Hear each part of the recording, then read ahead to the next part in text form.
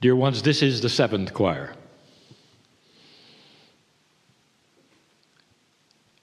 Traditionally, in each choir, I speak of the nodes and the nulls, this system,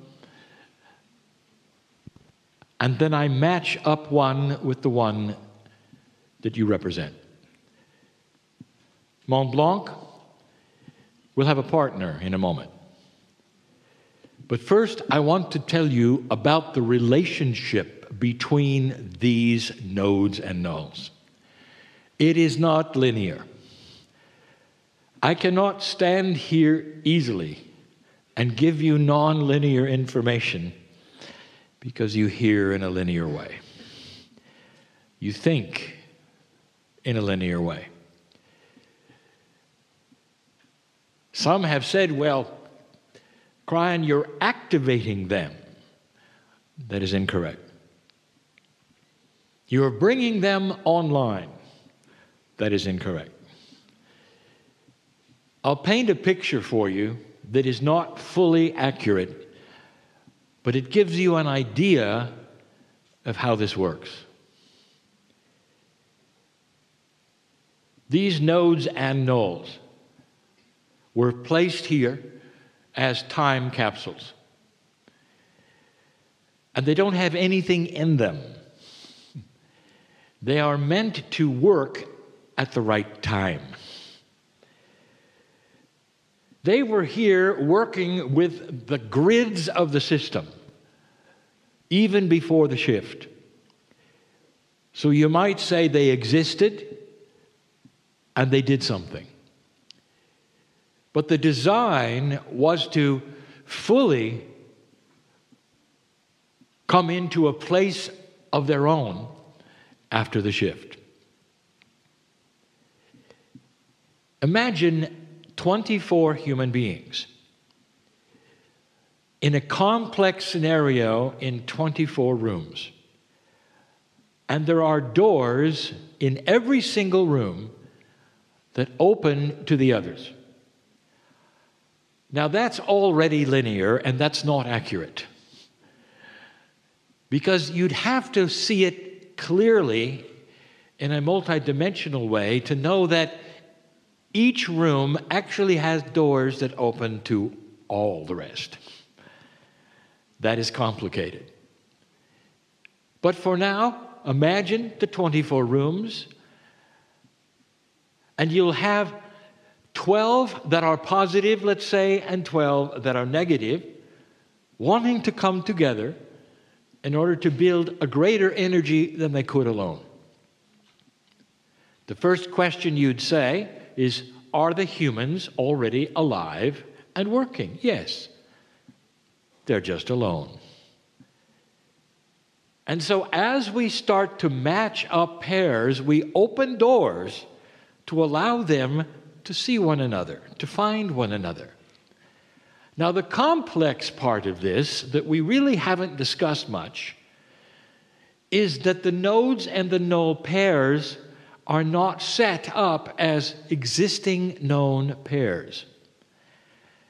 As you, the choir, have sung the notes, the phrases, the tones, and have met together with the intent, it changes the energy of what the nodes and the nulls are able to do.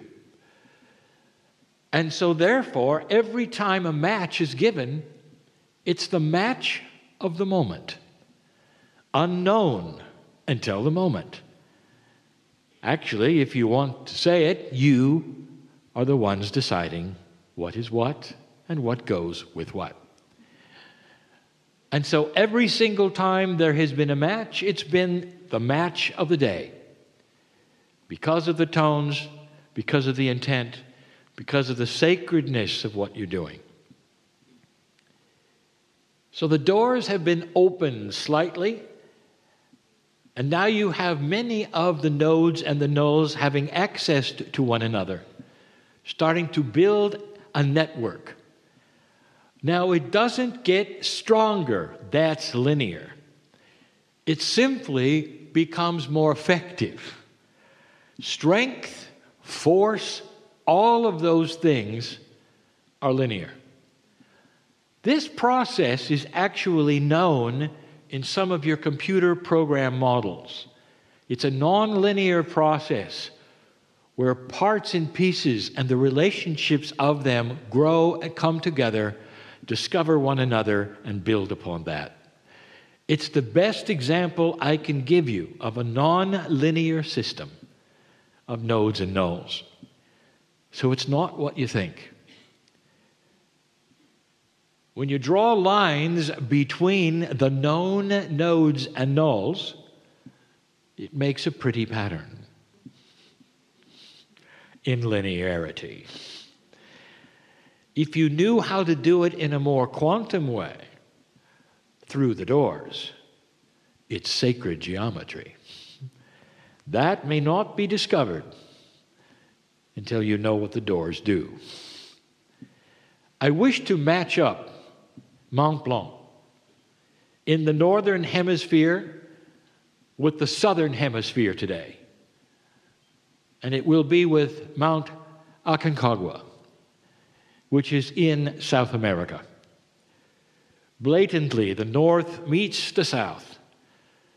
That is what the entire shift is about. Northern hemisphere, southern hemisphere coming together in a way that creates a more balanced planet where compassion is universal and not just belonging to one hemisphere. It starts here, it starts now. That is the match of the day.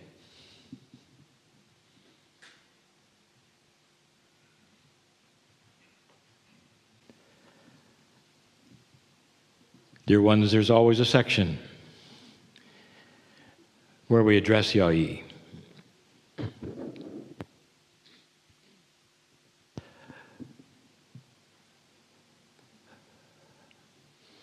It's quite a lineage, Yai, to do what you've done. And I'm going to reflect this all the way back, unbelievably. Almost 50,000 years. I want to tell you a little about Pleiadian biology, their science. But first, I want to honor the lineage of Yai. We said this would be the year for you, and it has been. Your science is growing, and you're starting to remember things that were given to you by your mother. They include the science that you're developing now, for she passed on to you information and put it in your Akash, so that when you awoke during the shift, if there was one, you would begin to remember. And you have. There are a couple of interesting things, however, that may take place. You're going to get some awards. There will be recognition. But no longer can you stay in the closet. They will know you as the weird one. Don't be surprised if some of the award banquets don't ask you to speak. They're afraid you'll sing whale tones. Not only that, I want you to think of the lineage of Yai and these choirs in 1,000 years. Perhaps 2,000 or 3,000 years. There will be acknowledgement that you did something. That esoterically there was a change. They may even call it the group of shamans.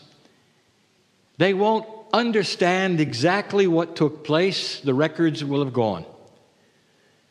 But they will do their best to reconstruct what you did, what Yai did, how you accomplished something that was dynamically quantum, even before it was understood to be possible.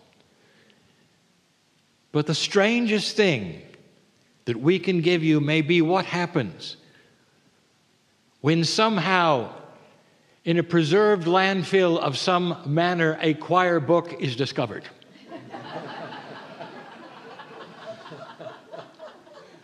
And the scholars will say this had to be the most complex light language they'd ever seen. And they will study it to try to figure out what are the meanings of the profundities of ang, ang, yowie, ha, ha, ha, oh. But nothing more mysterious than cycle 11 on the left-hand side. This will keep them busy for decades. Todd, you don't have to do any more pineal tones. You're finished. But you can, if you wish. And that is literal. The tones needed in order to do what you've done have been completed. And what you do from now on by free choice is the enhancement that Yai does, not from the past, but from now.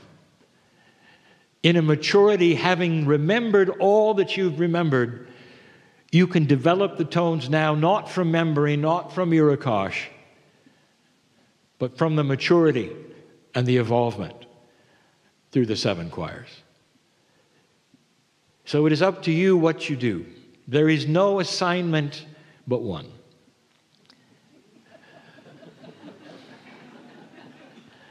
But the assignment is from the heart. I want to tell you about your mother.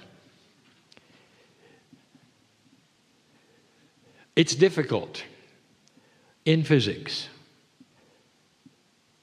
to change between that which is multidimensional and corporeal. And even though physics can be manipulated, and it's true that through consciousness and understanding of how it works, you can have corporeal beings travel long distances without mass. But when they reconvert to corporealness and an emulation, especially that the Pleiadians needed in order to seed you, it tended to age them. And so they really only got 2 of them. Once coming here, and then when they decided to go into a multidimensional state again, they could live almost indefinitely as long as they did not reemerge in a corporeal form. There was a time when this was needed, and a time when it was done for all of them. There are certain places on this planet that are renowned for their grouping and for their presence, and this choir has been to several. One is Shasta. They're also, of course, in the mountain of Hawaii.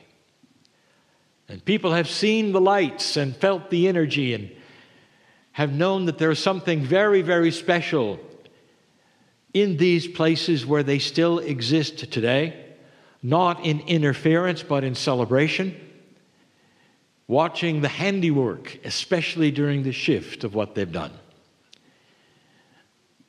Todd, there was a time I want to talk about with your mom. Last year, I asked you to develop 2 lullabies, and there's a reason. For it brought you into contact with her when she was teaching you the light and responsibility as a child that you would then have as Ya'i in Lemuria, as Ovokaitis during the shift. But there was another song she gave you. When you're ready, Todd, and you wish to touch your heart, it was the song of goodbye. When she had to make the final change, and she implanted into your Akash this melody that you will sing, that told you of the future,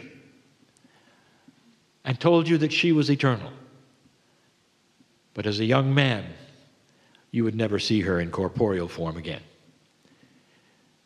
It has beautiful lyrics that you know, a melody that you know. Todd, the melody that was sung during your vision, you probably haven't remembered, but that was it. I want you to develop one lullaby. It was her last. Orchestrate it like you've done the others. There's power in this. Do you see how the choir has reacted to the lullabies? Do you see what has happened? Do you see the emotion, the compassion, as they realize what they represent? This one will be important. I would never have asked you to do such a thing years ago. But you now stand on the cusp of full remembrance of so many things. Let it be in the next choir, in the magic place called Glastonbury, that you would reveal her final words to you. And in that place we will stand and sing them and remember and celebrate a job well done. Thank you, Yahi.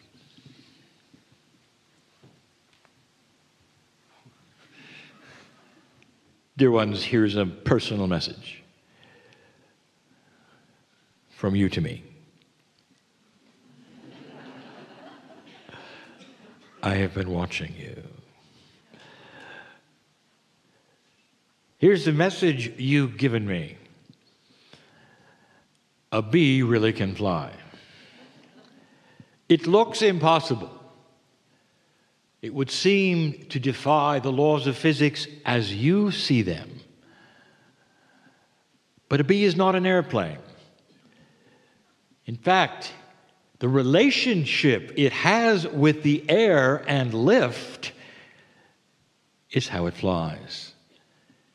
It's one of the many insects, when analyzed, you would see clearly that the both up and down motion of its wings, because it can curve them and bend them, create lift.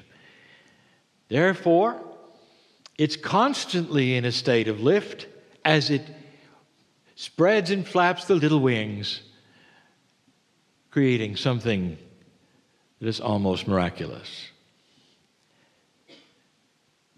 This is how I see you. This is the message that you've been giving me. The relationship that the bee has to air is its survival. What is the relationship that you have? And it has to be something a little more than most for you to sit in the chairs. And the message that you have been sending all along is that you understand so much of this. But dear ones, I want to anchor it. I receive your message.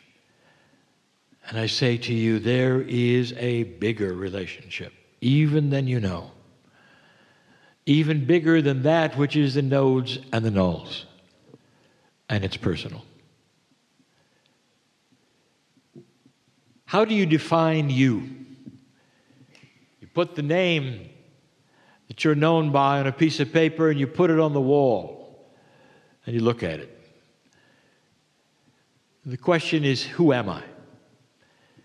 And you can't answer it. I can't either. And the reason is I don't see the relationship.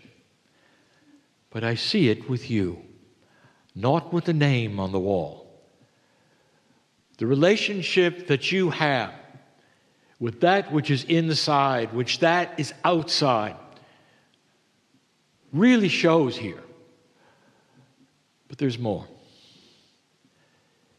You stand on the cusp of a discovery of a relationship that you didn't expect. It's almost a relationship with yourself, except it's not quite yourself. We have asked you for so long to learn to love yourself, to know yourself, to heal yourself. And finally it comes down to this. What if I told you that there was you with you, almost like a mirror of yourself, a multidimensional you that has always been there? This is fairly new information, and yet it is also what the ancients taught. For in some of their dream times, in some of their ceremonies, they saw this, and they knew what it was. This is the you. That is the quantum one. There are two words that have been misused over and over in this you call the esoteric age. They are quantum and nano. Neither one are used properly. Quantum is now the same as saying multidimensional. Could there be a multidimensional you? It mirrors what you do, but it's not part of you unless you have a relationship with it. And what would be that relationship? That relationship would have to be something that you haven't seen before or don't know about yet.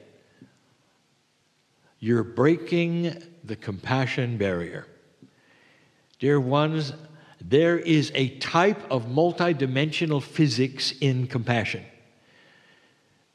Compassion, when generated, creates a relationship with the air, with the elements, with physics itself. And you have been trying to do it all of this time by yourself, not realizing that there is a quantum you next to you that's all about compassion. It's almost like the missing piece, a part of the human being that is very, very well known. You might say it's the higher self, but it's not. The higher self is a part of you that is higher vibrating. This one is ready to meet you. Some have discovered this multidimensional self and have joined with it and realized that was the solution. For they found the best friend they ever had. It was okay to fall in love with the alternate you, because it is a multidimensional you, a part of you. And then you start helping one another. Can you begin to see a relationship of lift? A relationship that lifts you out of being singular, because you're not. A relationship so that you don't have to bear the burdens all by yourself. What if I told you there was another you inside you that's starting to emerge in a multidimensional way that helps you? You see it all the time. You don't know what it is. You hear the voice of the alternate you when you have the intuition. Much comes from the pineal, much comes from the brain and the heart. But the alternate you is starting to emerge, something brand new. You start to realize you are multiple, not singular. But the multiple is beautiful, appropriate, helpful, and it's the answer. What if there's a you in you that doesn't have the problems you have, is healthier than you are, and who will live longer if you let it than you will? Some of you are meeting this alternate you, and the combination is a relationship of the parts of you. The multidimensional you, the 3D you, the higher self you. This is the relationship to the parts we speak of. And when you start to see it, you start to realize that you can alter the 3D you, because you can manipulate the field between you. you can manipulate the space between you in a way that will create solutions for everything you have. It's a new way of looking at it. And some will say, well, I'm not sure I understood that. Let me tell you, you don't have to understand it. The bee flies fine without understanding it. So can you. I think you get the idea. Let me tell you something. This group is unique. Those who have participated in this esoteric endeavor of the choir are very different in the way they think, what they expect, what they see, and what they create. It's an advanced group that I speak to. And some of you know exactly what I'm talking about. And it's why you're in the chair. Do not accept what others tell you you should be. Do not accept the reality those around you tell you you should have. Accept only what you know to be the reality of something extremely different, extremely beautiful, always benevolent, not harmful, and compassionate for all those around you. I'll be back.